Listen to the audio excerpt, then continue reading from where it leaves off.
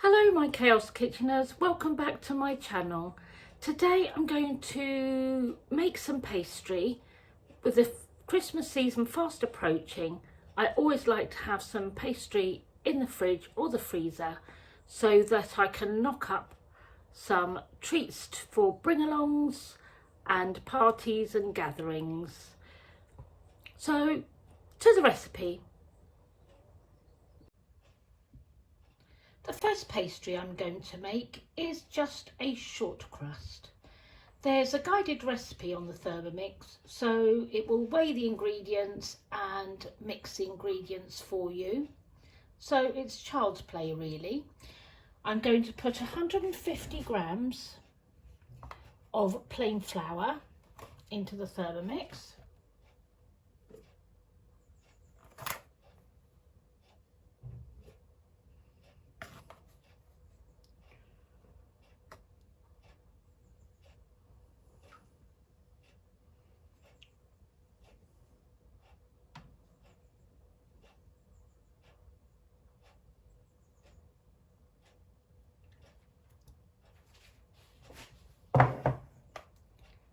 Then I'm going to add about 75 grams of cubed cold butter from the fridge.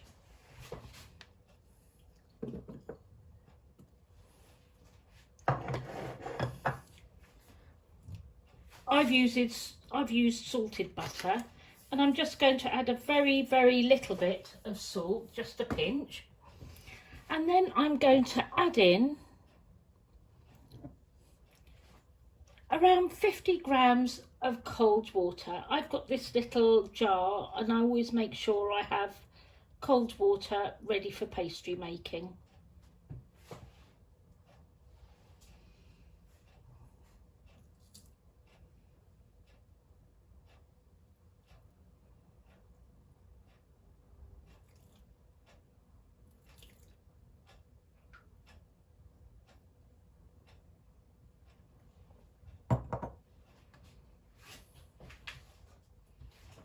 Next, I'm going to put the lid on.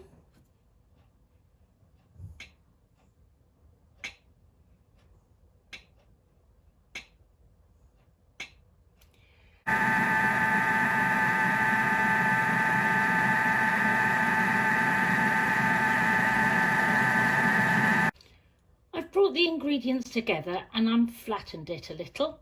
And now all I'm going to do is wrap it up in my silicone mat, which is non-stick, and put it in the fridge to rest. I'm going to freeze this pastry so that I can use it to make a pie for New Year's Day.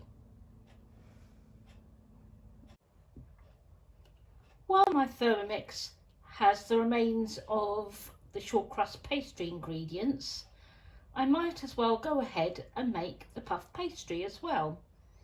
So no need to wash out the bowl. Win-win.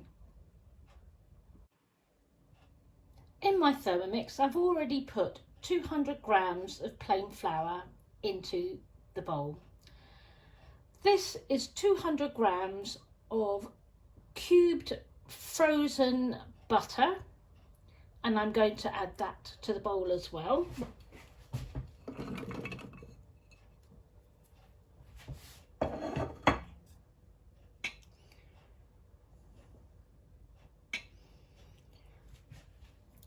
I'm going to add around 90 grams of cold water.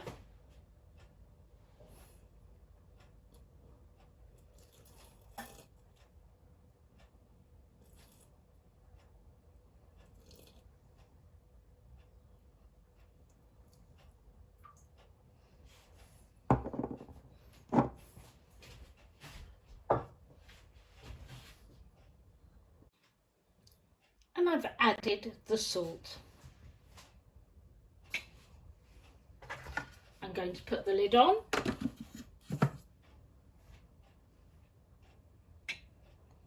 The timer is already set for 20 seconds, and all I have to do is turn the dial to speed 6.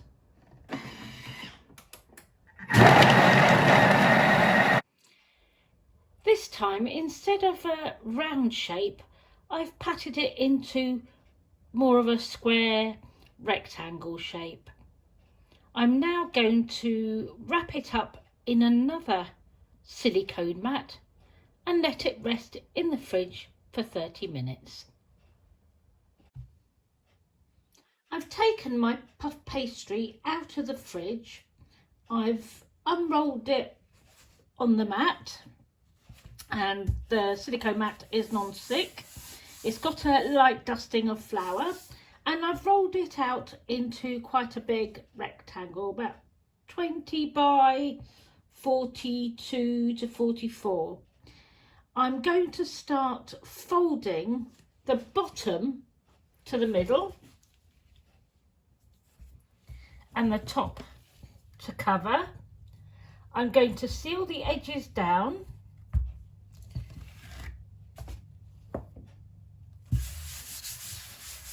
Dust the silicone mat and turn the pastry a quarter turn so that the sealed edge is to the left, and I'm going to repeat this process twice more before I put the rolled out pastry into the fridge to rest for another 30 minutes.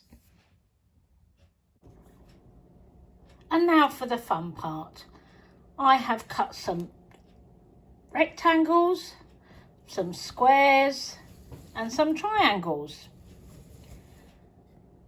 In the rectangle one, I've just added some brie and some onion chutney, and I'm just going to close opposite corners.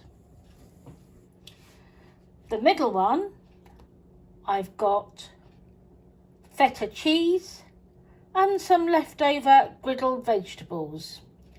With this one, I'm going to fold the corners in, all four corners, and secure it in the middle. And the last one, the triangle, I've pushed the bottom down and I've cut a slit. Then I've added some tuna mayonnaise and a couple of capers. You can add olives, you can leave it without. You can make it however you like. You could do bacon and cheese, and I'm just rolling it into little croissants.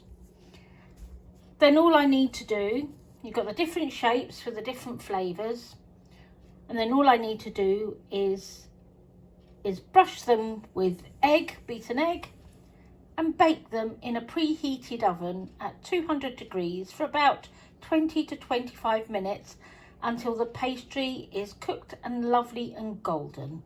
I've already put some in the oven and I'll show you the result when they come out. One sheet of puff pastry and you get all these beautiful nibbles. Hope you enjoyed this video. I hope it's given you some ideas for this holiday season. Whether you try and make your own or you buy shop-bought pastry, there are zillions of ideas that you can use the pastry for. Until next week, my darlings. Ciao ciao from the Chaos Kitchen. Thank you for watching.